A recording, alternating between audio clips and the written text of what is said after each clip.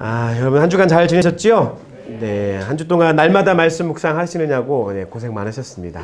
열심히 나오시고 아마 하루도 빠짐없이 제가 매일매일 출석 체크했으니까 그리고 나오셔가지고 또 열심히 제인을 한 번도 하루도 빠짐없이 다 나눔을 했지? 출석한 날은 다. 네. 아무튼 열심히 다들 나오셔가지고 나눔도 해주시고 해서 너무 감사합니다. 우리가 다짐하기를 한 해의 마지막을 하나님의 말씀 묵상하는 것으로 우리의 삶을 정리하고 이 한 해를 정리하고 또 새로운 한 해를 맞이할 수 있는 그런 시간 되었으면 좋겠습니다. 여러분, 말씀은요 우리 삶에 기둥과 같은 역할을 합니다. 기둥은 흔들리면 안 되죠. 한번 세워진 기둥은 흔들림이 없어야 됩니다. 그러니까 말씀은, 우리가 말씀이 없을 때 우왕좌왕하는 삶을 살게 됩니다. 왜 내 삶을 이렇게 우왕좌왕할까? 왜 이리 왔다가 저리 갔다가 왜 이렇게 우왕좌왕할까? 가만히 생각해 보시면 내 삶에 말씀을 통해서 변화됐던 경험들이 없기 때문에 그럴 거예요. 여러분, 말씀을 붙잡으시고요. 여러분 삶의 말씀이 기둥과 같은 역할을 할 수 있도록 이 한 해 11월과 12월을 주의 말씀에 기둥 삼으시고 말씀을 기둥 삼으시고 여러분의 인생 가운데 그렇게 하나님의 말씀, 견고한 하나님의 말씀 붙잡고 살아가는 저와 여러분의 인생 되시길 예수님의 이름으로 축복합니다. 할렐루야. 여러분, 한국교회가 왜 부흥하는 줄 아세요? 한국교회만큼 말씀에 열정 있는 나라가 없었습니다. 근데 요즘 세대는 좀 달라요. 우리 지금 젊은이 세대 가운데서는 사실 말씀에 대한 중요성들을 사실 많이 못 느끼죠. 그리고 어른들, 아버지, 어머니 세대도 사실 말씀을 많이 잃어가는 모습들을 많이 봅니다.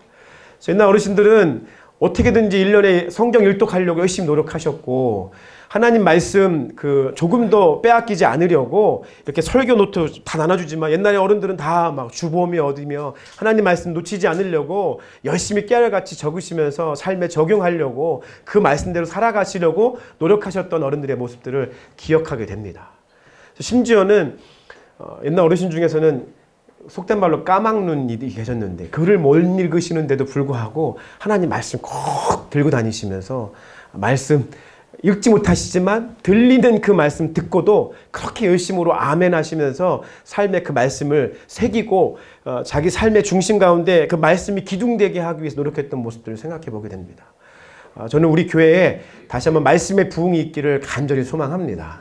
그리고 지난 한 주 동안에 말씀을 통해서 얼마나 많은 주의 음성을 들었는지 몰라요. 그래서 내 삶을 조정하기도 하고 믿음이 부족했던 부분 가운데 강력한 믿음을 붙잡고 주님 앞에 나아가게 되는 계기가 되기도 했고 이렇게 주일 예배 가운데 그래 맞아 오늘 전도사님이 기도하실 때 천상의 예배 여러분 천상의 예배 가만히 생각하니까 그래요. 여러분 우리가 사역자들은 특히 그렇거든요. 초자연적 사역이 일어나길 막 바라요. 막 엄청난 사역도 일어나길 바라는데 사실 초자연적 사역은 초자연적 예배에서부터 시작되는 거예요. 우리 삶에 여러분 삶 가운데 초자연적 기적이 일어나기 원하시죠? 그런 기적의 삶 살고 싶으시죠? 그 기적의 상식이 되는 삶을 살고 싶으시죠? 그러려면 여러분 가운데 초자연적인 예배의 삶이 먼저 기초가 되셔야 돼요. 그것이 우리가 요한계시록 지난 한 주 동안의 말씀을 보면서 묵상하던 말씀 중에 하나인 것이에요. 그리고 우리에게 말씀하잖아요. 인내해라. 마지막까지 이기는 자에게 주시는 주의 약속의 상급이 있다. 계속 말씀하잖아요. 근데 자꾸 우리는 싸우려고 하지 않고 자꾸 피해가려고 하죠. 어떤 문제와 삶의 어려움들을 주의 말씀을 붙잡고 직면하려고 하지 않고 자꾸 피해만 가려고 합니다. 말씀이 없으면 싸울 수가 없어요. 말씀은 검이거든요. 싸울 수 있는 유일한 무기거든요. 그러니까 말씀이 없으니까 이기지 못하죠. 말씀이 이겨야 영적 싸움에서도 자기와의 싸움에서도 우리 삶의 영역에서의 싸움에서도 이길 수가 있습니다. 말씀 없이는 결단코 우리 삶에 승리하는 인생을 살 수가 없습니다. 젊은이 세대요. 또 우리 아버지 어머니 세대요. 다시 한번 말씀으로 일어서시길 예수님의 이름으로 축복합니다. 그래서 가만히 제가 집사님 권사님들 삶에 보면 말씀으로 진하게 변화된 사람들 보면 흔들림이 없어요. 흔들림이. 어려운 역경이 와도 흔들림이 없어요. 왜? 그 말씀으로 강력하게 터치받은 그 삶의 깊숙한 자국이 기둥이 되어서 삶을 이끌어가기 때문에 그렇습니다. 여러분 반드시 말씀으로 세워지는 마지막 11월, 12월 되시길 다시 한번 간곡한 말씀으로 여러분 부탁드리겠습니다. 할렐루야. 네. 그래서 제가 하루 3번 이렇게 스카이프로 진행하는데 개인적으로는 되게 재밌었어요. 왜냐하면 제가 마치 라디오 DJ가 된 것 같았거든요. 제 뭐 그 자그마한 꿈 중에 하나는 라디오 DJ 되는 게 제 사실 자그마한 꿈 중에 하나예요. 그래서 그거 이루어질 수 있을까 늘 고민하기 때문에 뭐 되도 않는 우리 애꿎은 딸 2명만 데리고 제가 맨날 밤마다 성경책 읽어주는 아빠 이렇게 하면서 저의 감미로운 목소리를 들려주기 위해서 많이 노력합니다. 그래서 저들이 희생양이죠. 매일 아빠 그 음성을 들으면서 잠을 자야 되니까 자 항상 레디를 딱 누워놓고 제가 그냥 읽어요 이렇게 연습하거든요. 그래서 라디오 DJ 하는 것 같은 너무 재미있었어요. 그래서 여러분에게 오늘 오프닝 노래를 한 곡 들려드리도록 하겠습니다. 여러분 제가 말씀 묵상할 때 늘 그 좋아하는 또 아주 제가 좋아하는 찬양 사역자 그 토미 워커라고 하는 분이 쓴 작사 작곡한 Speak to Me로 여러분에게 음악을 한 곡 들려드리도록 하겠습니다. 네, 한번 띄워주세요. 소리 좀 키워주실래요? 그걸로 키우시면 되겠습니다. 제가 정말 좋아하는 사역자인데 60이 넘은 것 같아요. 제가 90년대 때 이렇게 했던 토미 워커 자기가 이렇게 썼다고 뭐 이렇게 얘기하죠.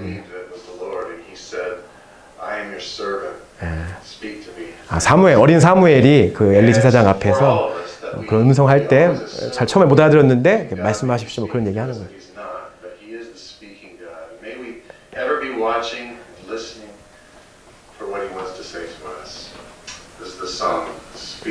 더 소리 켜주세요. 소리.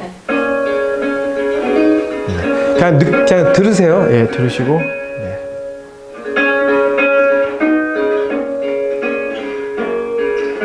(60이) 넘은 할아버지가 노래합니다. 네.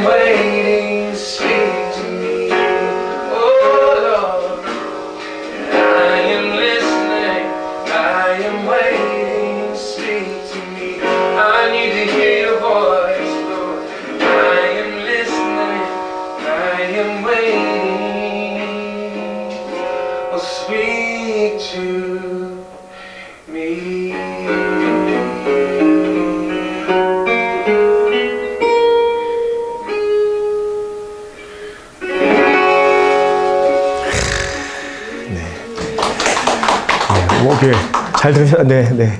저희 꿈이 있습니다. 우리 장 집사님이 60대가 되시기 전에 이렇게 기타를 치시면서 저렇게 비주얼이 좀 비슷하셔가지고 잘 맞을 것 같아요. 저 하시면 좋을 것 같아요. 다음 송 오브 송스 때 제가 기대하겠습니다. 참고로 내년 3월입니다. 네. 저는 이렇게 가끔씩 말씀 묵상하기 전에 이렇게 듣는 찬양 중에 하나예요. Speak to me. 제게 말씀해 주십시오, 주님. 그런 마음으로 듣고 나면 마음이 되게 차분해지고 주님 음성 들을 수 있는 준비가 딱 되는 것 같아요. 여러분 잘 아시는 나를 지으신 주님 이런 찬양 지으신 이렇게 하신 분이에요. 저거 영상 볼 때마다 좀 전 짠하네요. 나이가 많이 드셔가지고 요즘엔 딸이 20대가 돼가지고 같이 막 찬양 사역하더라고요. 제 꿈이에요. 나중에 딸들하고 같이 그런 찬양 사역하는 날이 오게 될 줄 믿습니다. 오늘 서론이 길었습니다. 제가 오늘 이 영상을 들어주는 이유는 제가 라디오 DJ 하고 싶고 이런 얘기는 그냥 지나가는 얘기로 드린 말씀이고요. 오늘 이 미디어 선교에 대한 얘기를 나눕니다. 우리가 하나님 나라를 선포하는 데 있어서 이 미디어가 어떻게 선교적으로 사용되어지는지에 대해서 우리가 한번 생각해보고 또 그것을 주님의 말씀으로 한번 조명하고 우리가 어떤 방향으로 우리가 정답을 제가 드릴 수는 없지만 그래도 우리가 그 미디어 영역을 어떻게 사용해야 될지에 대해서 함께 좀 나누는 시간 되고 싶습니다. 여러분이 한번 질문해 볼게요. 한번 제가 딱 질문할 때 한번 생각해 보세요. 여러분 성경이란 무엇이라고 생각하세요? 이렇게 질문을 드리면 성경이란 무엇이라고 생각하세요? 라고 이렇게 질문을 드리면 어떤 분은 이성적으로 성경이란 무엇일까? 라고 생각을 먼저 하시는 분이 계실 거고 어떤 분은 성경이란 무엇인가? 라고 질문을 받았을 때 성경을 경험했던 내 삶의 감동, 감성이 먼저 떠오르는 사람이 있을 것이고 어떤 사람은 성경이란 무엇인가? 라고 하는 질문을 받았을 때 핸드폰을 들고 성경이란 무엇인가 검색하는 사람이 있을 수도 있습니다. 이것을 단적으로 이 세대 가운데 흐름 속에서 나타나고 있는 우리가 한 질문을 받았을 때 우리가 어떠한 생각과 태도로 먼저 자리 잡느냐가 이 세대 가운데 우리가 어떻게 그 문화 가운데 젖어 있는가를 우리가 다시 반증할 수 있는 대답이라고 생각합니다. 그럼 모던 시대 때는 데카르트라고 하는 철학자가 그런 얘기를 했죠. 나는 생각한다, 고로 존재한다. 그래서 이성에 대한 부분들이 그래서 근대 사회의 문을 열게 됐고 이성주의의 문이 열리게 되는 시대가 되었죠.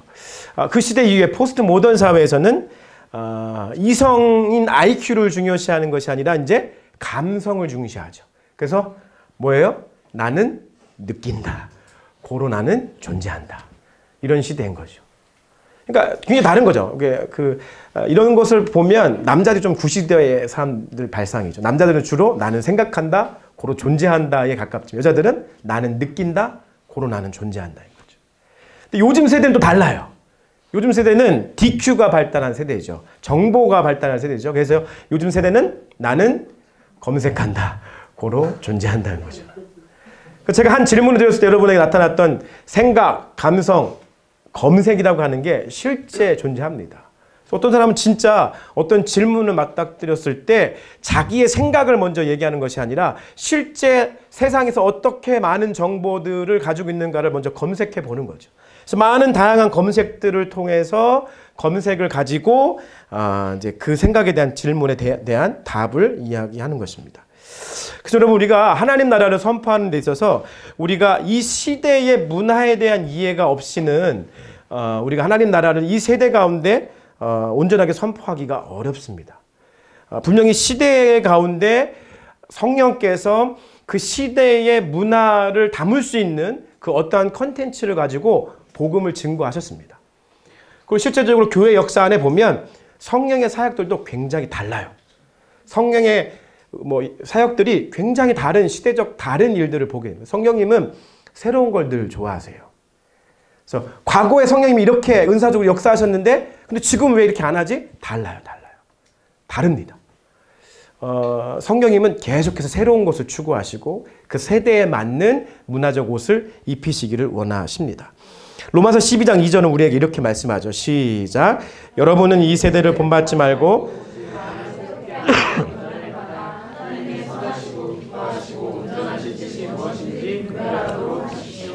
이 세대를 본받지 말라고 했다고 해서 이 세대하고 단절하라는 뜻이 아니라 이 세대를 본받지 말라는 거예요. 그렇다고 한다면 우리는 이 세대가 어떠한 세대인지에 대해서 우리는 이해하고 있어야 돼요. 그래야 하나님 나라의 선교적 전략을 온전하게 세울 수 있는 거예요. 예수님은 또한 마태복음 16장 3절에 이렇게 말씀합니다. 시작. 아침에 하늘이 붉고 흐리면 비가 오겠구나 예측한다. 너희가 하늘의 징조는 분간할 줄 알면서 시대의 표적은 분간하지 못하느냐. 주님 말씀하시는 거예요. 야, 하늘에 있는 이런 현상들만 봐도 어떤지를 아는데 너네 지금 이 시대가 어떤지를 왜 못 알아봐? 라는 거죠. 지금 이 시대를 분간하지 못하니까 이 세대가 계속해서 그 시대적 갈등을 겪고 있는 거예요. 그래서 우리 어른 세대들은 자녀 세대들을 이해 못하는 거죠. 어떤 분이 이런 얘기를 했어요.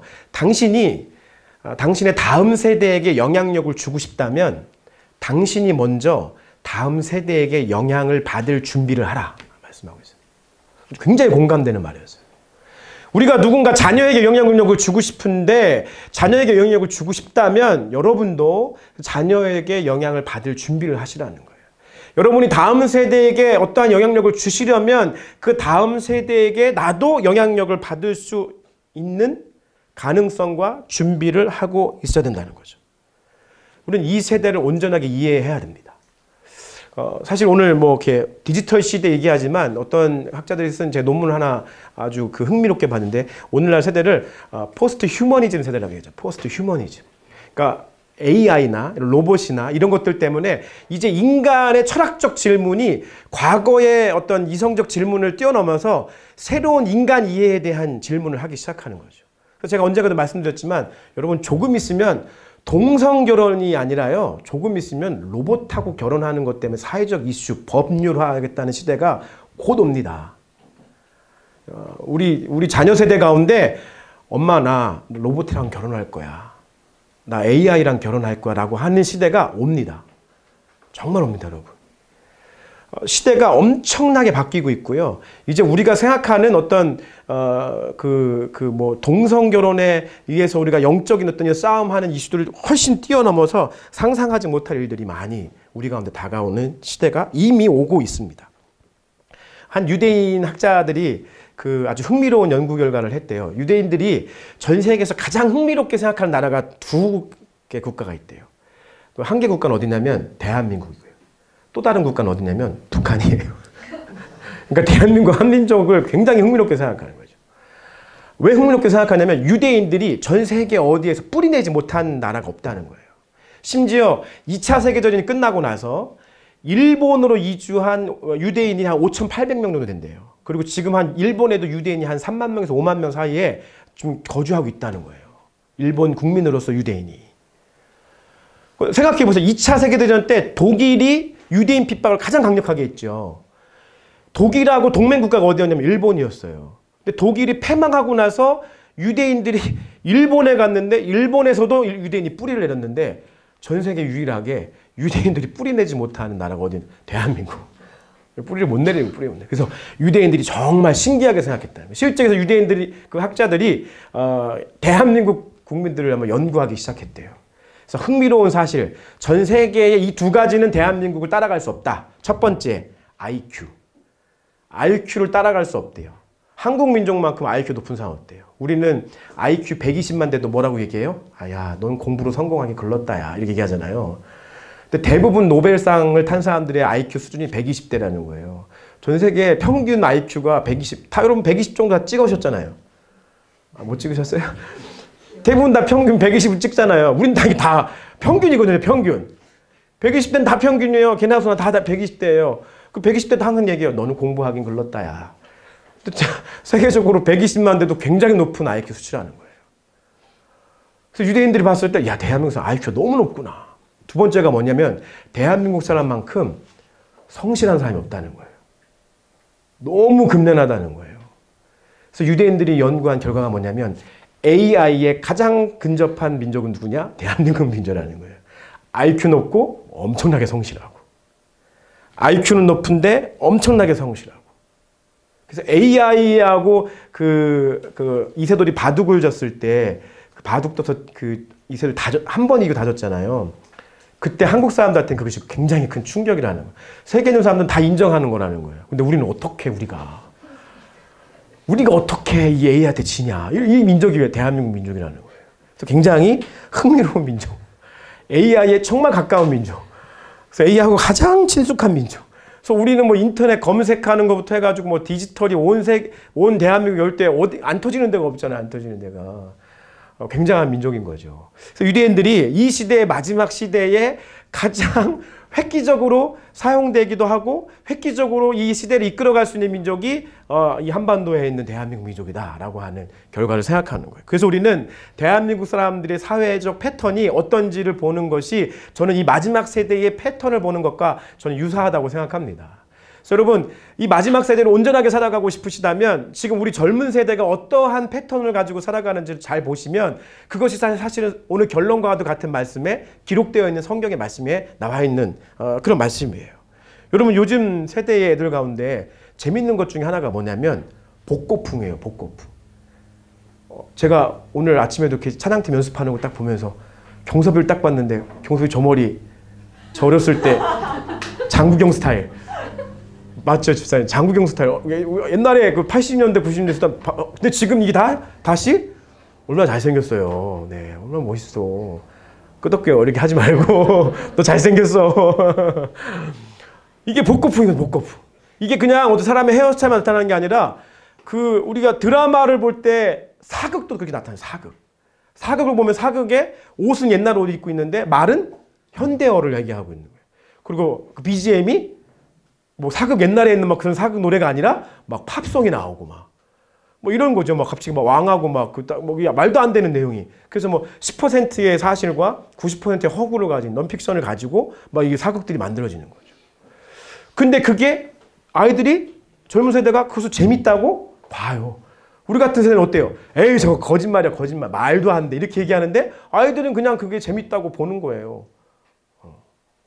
참 이 아이들 세대에는 정말 우리가 이해할 수 없는 새로운 세대가 복고풍이 신선하게 다가오는 거죠. 산울림하고 아이유가 같이 콜라보로 노래를 부르는데 그 좋아요 막. 그 젊은 애들이 같이 따라 불러요. 응답하라 1988을 보면서 어린애들이 그걸 보고 재밌어해요. 거기에 나와 있는 뭐 등장인물을 보면서 막 얘기하는 거예요.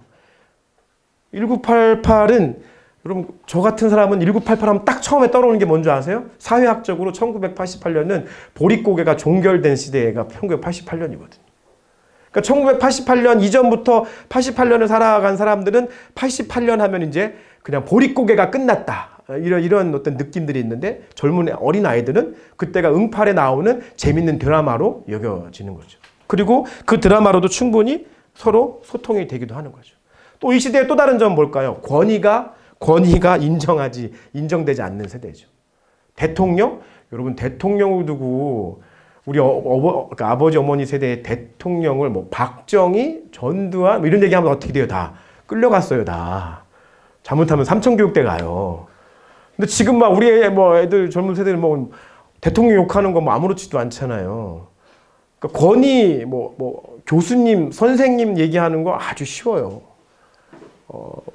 한동안 영화는 두사부일체 이런 것도 있었는데 이 세대는 그렇지 않은 거예요.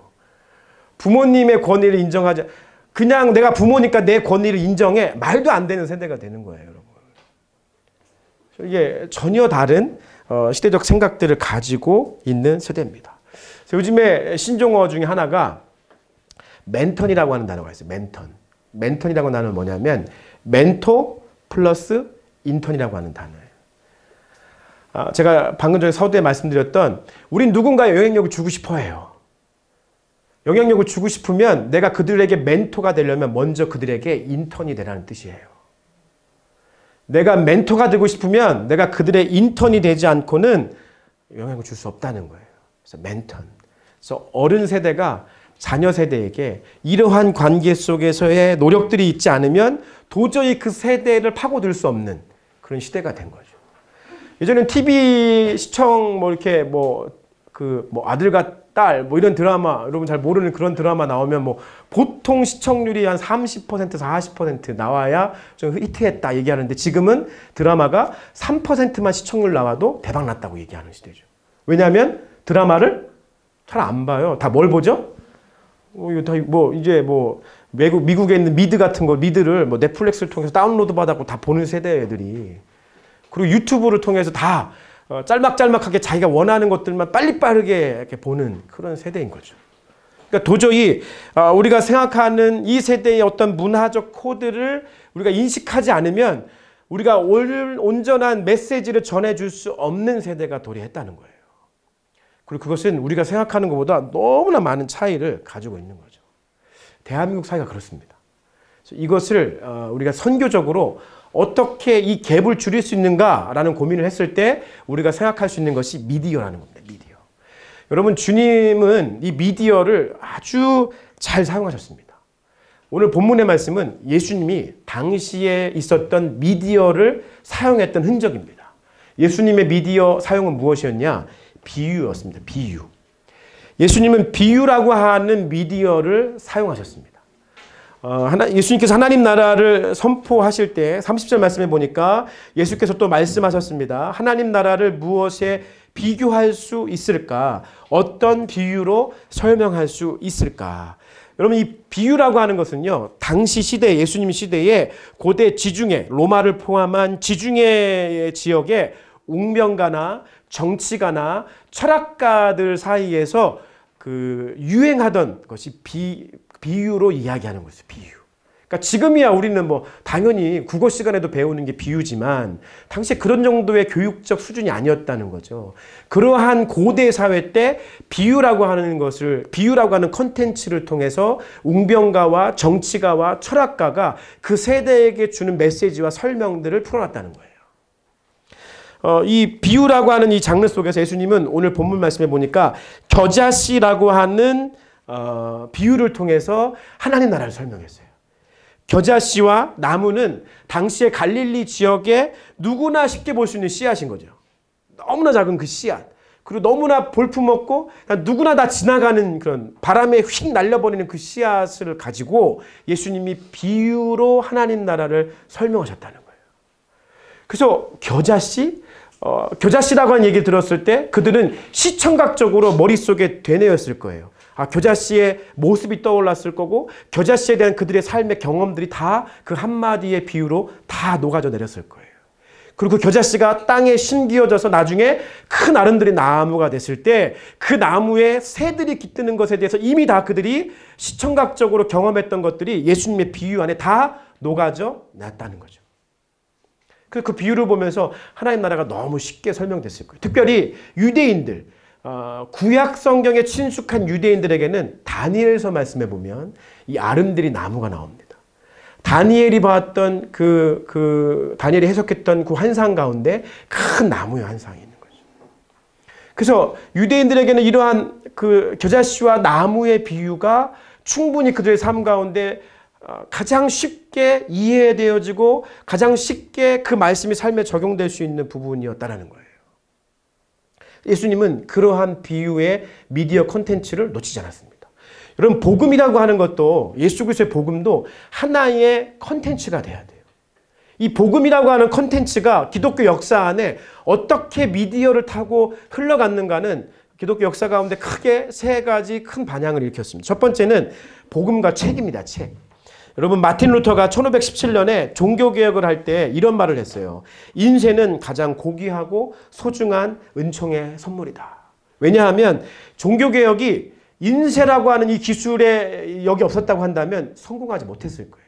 이미 그 마틴 루터보다 100년 앞서서 체코에 가면 얀 후스, 존 후스라고 하는 사람이 종교개혁을 했는데 실패했어요.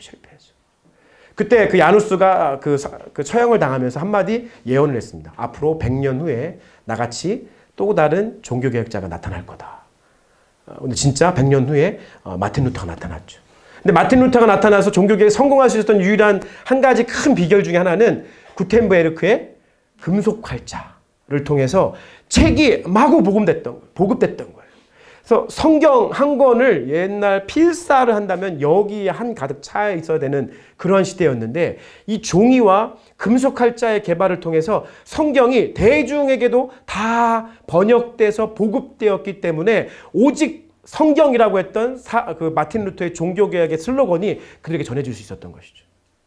그래서 로마서 말씀을 당시에는 사제들이 그들이 이해할 수 없는 라틴어로 그냥 이렇게 읽어줘서 그냥 여기 앉아서 졸다만 갔는데, 실제적으로 로마서 말씀을 그들의 언어인 독일어로 번역돼서 실제 읽을 수 있고 들을 수 있으니까 실제 믿음이 의인이 믿음으로 말미암아 우리가 살 수 있다. 이 신칭의 말씀들이 온전하게 전해줄 수 있었던 그런 계기가 됐던 것입니다.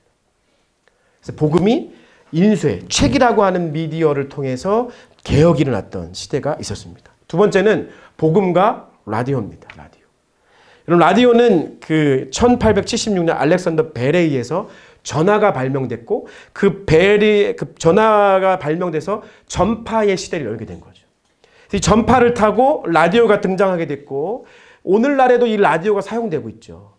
실제적으로 예전에 그 중국의 문이 닫혔을 때 중국어로 라디오 전파를 써서 지하에 있었던 교인들이 계속해서 그 신앙을 유지할 수 있었고, 지금도 저 북한 땅에는 한국에서 전파를 통해서 라디오 전파를 보내줬을 때 성경을 읽어주면 그들이 밤에 이불을 뒤집어 쓰고 그 성경을 필사해서 그 성경 말씀을 읽는 거예요.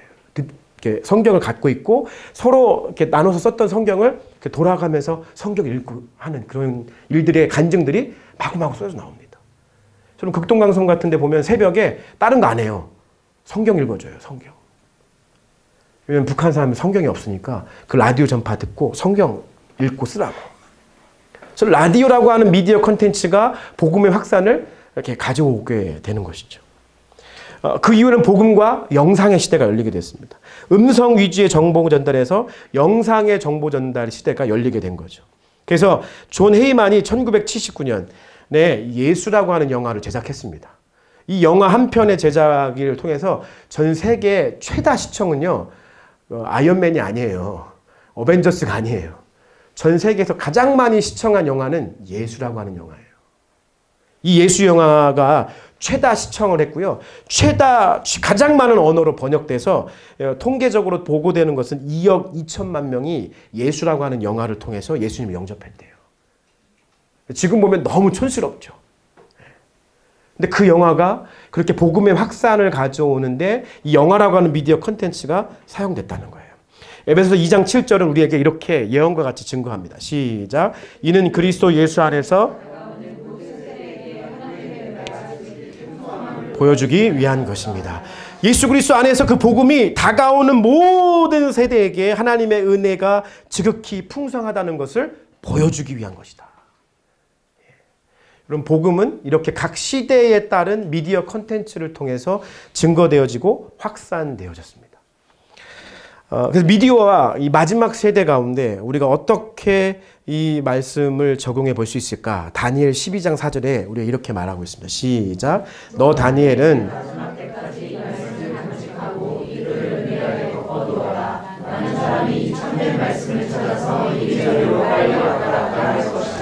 네, 다니엘 말씀에 보면 마지막 때의 그 모습에 대해서 그 예언하고 있습니다. 그것이 뭐냐면 지금 디지털 세대 가운데 엄청나게 많은 정보가 쏟아져요. 무수히 많은 정보가 쏟아진 이때에 우리가 무슨 질문을 하냐면, 야, 진짜 정보가 뭔지 모르겠어. 야, 뭐가 진짜 맞는 말인지 모르겠어. 라고 하는 말이 나오는 시대가 살았죠. 한때는 이게 진짜라고 생각해가지고 다 그냥 광화문에 나와가지고 막 촛불 들고 나와서 막 집회를 했는데, 나와서 나중에 생각해보니까 이게 다가 아니네? 라는 또 생각도 갖게 되는 거예요. 그러니까 이 시대에 있는 이 정보가 어떤 정보가 진짜인지를 잘 모르겠는 세대를 살고 있는 거예요. 그 사람들이 우왕좌왕하는 거예요. 뭐가 정말 맞는 정보인지, 뭐가 진짜 정보인지를 몰라서 이럴 때는 이 정보가 맞는 것 같아서 이리 갔는데 가보니까 이게 다가 아닌 거예요. 그래서 다른 길을 또 찾아가니까 또 이 길도 아닌 거예요. 우왕좌왕하는 시대가 온다라고 이미 다니엘서 말씀에 얘기하고 있는 거예요. 이리저리로 빨리 왔다 갔다 할 거다. 이 시대가 바로 그런 시대라는 것이죠. 이럴 때 교회가 이 미디어라고 하는 컨텐츠를 통해서 어떤 모습으로 나아가야 되는가에 대해서는 사도 베드로의 이 고백이 저와 여러분의 고백이 되어야 되지 않는가 생각을 해봅니다. 사도행전 3장 6절입니다. 시작. 베드로가 이르되 은과 금은 내게 없거니와 내게 있는 이것을 내게 주노니. 예, 교회가 요즘에 은도 많고 금도 많이 있죠. 물론 저희 교회는 그렇게 많지는 않습니다. 그러나 교회가 은도, 금도 많은 이 시대에 은과 금은 풍성한데 실제 예수 그리스도의 복음, 예수 그리스도의 이름 이것을 온전하게 전하지 못하는 그런 우리의 모습들을 우리가 한번 체크해 봐야 되지 않을까 생각합니다. 미디어 선교가 굉장히 중요하고요. 미디어라고 하는 컨텐츠를 통해서 복음이 확산되는데 분명히 반드시 사용되어져야 되는 것은 맞습니다. 근데 제가 제 개인의 경험을 봐도 그렇고요. 이 미디어 한 손에는 칼바르트라고 위대한 신학자가 한 손에는 성경을, 한 손에는 신문을 얘기했거든요. 한 손에는 성경을, 한 손에는 신문을. 저는 한 손에는 성경을, 한 손에는 마이크를. 일단 웃으셔야죠. 한 손에는 각자가 있는 거죠. 한 손에는 성경을, 한 손에는 휴대폰을 이해해요. 스마트폰이에요. 이 스마트폰이 우리가 미디어라고 하는 컨텐츠 작업을 해서 이 스마트폰 세계 안에서 복음을 전한다고 하지만 실제 우리가 이 스마트폰을 들고 있을 때 이 스마트폰을 통해서 복음을 듣고 복음을 나눌 수도 있지만 실제 이 스마트폰 하나를 가지고 우리가 각양각색의 죄를 지을 수 있다는 거죠.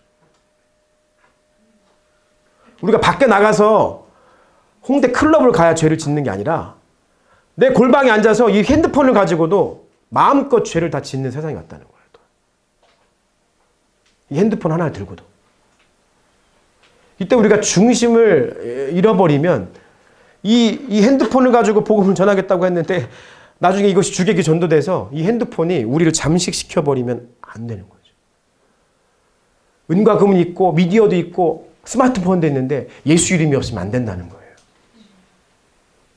그래서 여러분 스마트폰의 세계는 치열한 영적 싸움의 세계예요. 이 미디어는 사실 저 이렇게 표현하고 싶어요. 미디어는 전쟁이에요. 전쟁.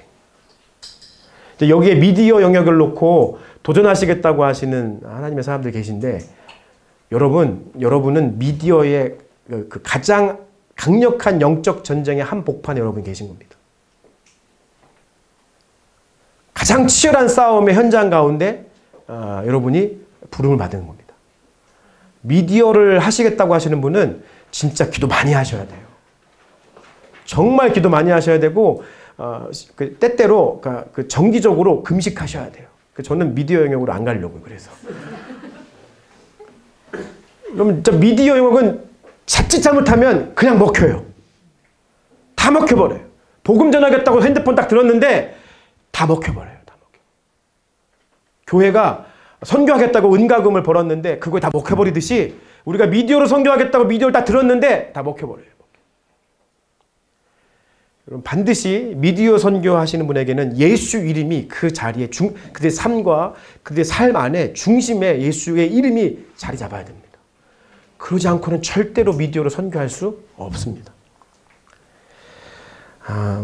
우리가 계속해서 하나님 나라의 말씀을 나누고 있고요. 실제 우리 교회 안에서 이것을 적용하기 위해서 지난 몇 주 동안에 각 영역에 대한 말씀을 나누고 있죠. 지난 시간에 비즈니스 영역, 1번 선교, 또 그전에는 또 우리 교육 영역 이런 얘기들을 하면서 이 세대에 담을 수 있는 문화적 부분들을 우리가 찾아내고 우리의 두 번째 콜링의 부분들을 나아가기 위해서 이러한 하나님 나라의 말씀들을 선포하고 있습니다. 우리가 이 각 영역마다 부름받은 사람들을 위해서 여러분 기도해 주셔야 돼요. 미디어 영역 속에 있는 사람들은 미디어 영역 가운데 그들이 삶이 온전하게 되어지기를 위해서 기도해 주셔야 되고요. 교육 영역은 교육 영역대로, 비즈니스 영역은 비즈니스 영역대로. 저희 교회는 이러한 영역들 가운데 부름받은 하나님의 부르심을 다 정리하고요. 이제 그 부름받은 일들을 온전하게 감당할 수 있는 새로운 장소로 이동하게 될 거예요. 여러분 그래서 우리가 다음 예배의 초소를 위해서 기도하셔야 돼요. 하나님이 인도하고 계시다는 사실들 저는 굉장히 많이 느끼고 있습니다. 그래서 우리가 이런 것들을 그냥 여러분 각 웨이브 소개하기 위해서 하는 것이 아니라 이러한 비전들이 우리 교회 안에 계속해서 하나 둘씩 선포되어지고 세워짐으로 인해서 우리가 하나님께서 우리 교회 공동체를 통해서 이루시기 원하시는 하나님의 나라를 바라보는 것입니다. 여러분 겨자씨 비유를 통해서 예수님이 하나님 나라를 선포하셨습니다. 겨자씨 너무나 작죠. 한 번쯤은 다 보셨죠. 아니면 그 화면이나 그 검색을 통해서 다 보셨을 것 같아요. 겨자씨가 얼마나 작다는 거 아시잖아요. 근데 그 겨자씨의 비유 속에서 주님 말씀하시는 게 뭐냐면 이 겨자씨가 아주 작아서 볼품없고 아무것도 아니지만 땅에 심기어지고 그것이 썩어서 뿌리를 내리고 싹이 나고 커가면 그것이 하나님 나라가 된다는 거예요. 저희 부르신 교회에게 주어진 하나님 나라의 부르심의 영역이 지금 우리가 하는 좀 있으면 이제 미디어 첫 번째 미디어 작품 보는데 보시면 알겠지만 볼품 없어요. 겨자씨 같아요. 겨자씨 같아요. 요만해. 제 개인적 평가는 그렇습니다. 겨자씨 영상 이런 거 보시면 돼요. 요만하거든요. 제 핸드폰이 훨씬 커요. 뭐가 차이죠? 여기에는 생명이 없어요. 겨자씨에는 생명이 있어요. 살아있단 말이에요. 우리가 가지고 있는 실력과 능력이 볼품없어도 세상의 눈으로 봤을 때는 아무런 볼품없는 작은 능력을 할지라도 하나님 나라의 관점에 봤을 때 그 능력이 살아있는 능력이라고 한다면 그 생명력이 심기어져서 언젠가는 싹이 나고 나무가 돼서 아름드리 나무가 돼서 각양각색의 새들이 와서 깃들고 안식할 수 있는 그런 역사가 일어나게 된다는 것입니다. 저는 잠시 보실 그 겨자씨 영상 작지만 생명력 있는 영상이라고 저는 믿습니다. 여러분 각자 부름받은 그 영역 작지만 여러분 생명력 있는 하나님 나라가 될 줄 믿습니다. 그래서 주님이 겨자씨 비유, 겨자씨 미디어 콘텐츠를 사용하신 거예요. 우리 같은 사람들 그 위로받으라고 포기하지 말라고. 한번 보실까요? 네, 겨자씨 영상 함께 보도록 하겠습니다. 때는 지난 우리 언제더라? 야외 예배 때 했던 영상입니다. 네. 우리 미디어 크리에이트 웨이브에서 했습니다. 네. 이거 많이 흔들리잖아, 이게.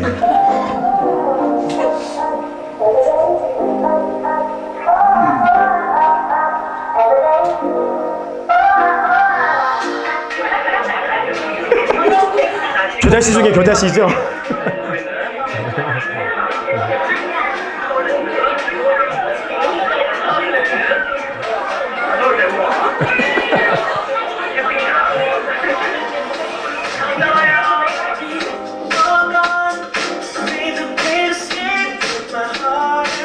괜찮아요. 이상한 애도 있죠?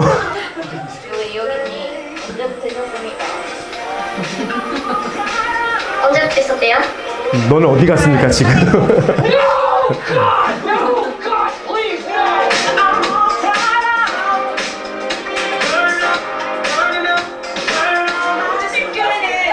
청년들이 어른을 생각합니다.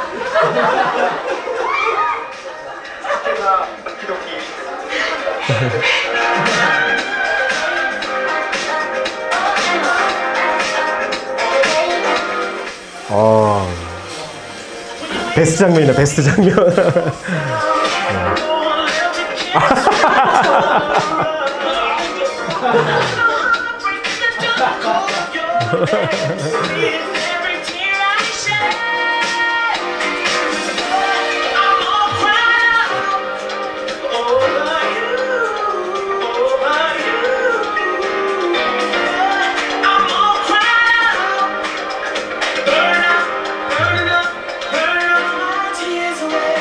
마음에 기도하고 묵상하다가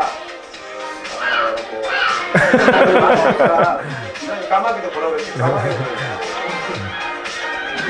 집에 계시네요.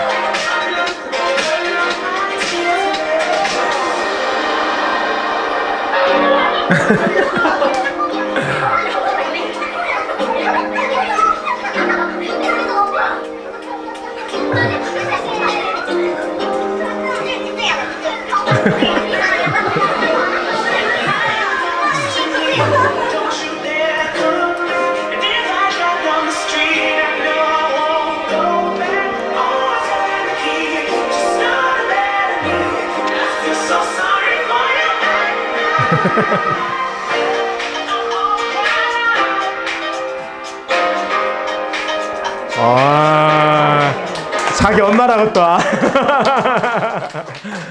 네, 교자씨 영상 잘 보셨죠? 네, 이런 미디어가 이제 주의 복음을 실고 나를 수 있는 그런 하나님 나라를 끌어올 수 있는 이 땅의 교자씨가 될 줄 믿습니다. 네, 그런 나라를 좀 꿈꾸고 우리가 그 꿈의 대가를 치르기를 두려워하지 않기를 축복합니다. 우리 그런 우리 부르신 교회 되기를 소망하고요. 우리가 믿음으로 그 길을 걸어가고 믿음으로 세워지는 우리 모두가 되셨으면 좋겠습니다.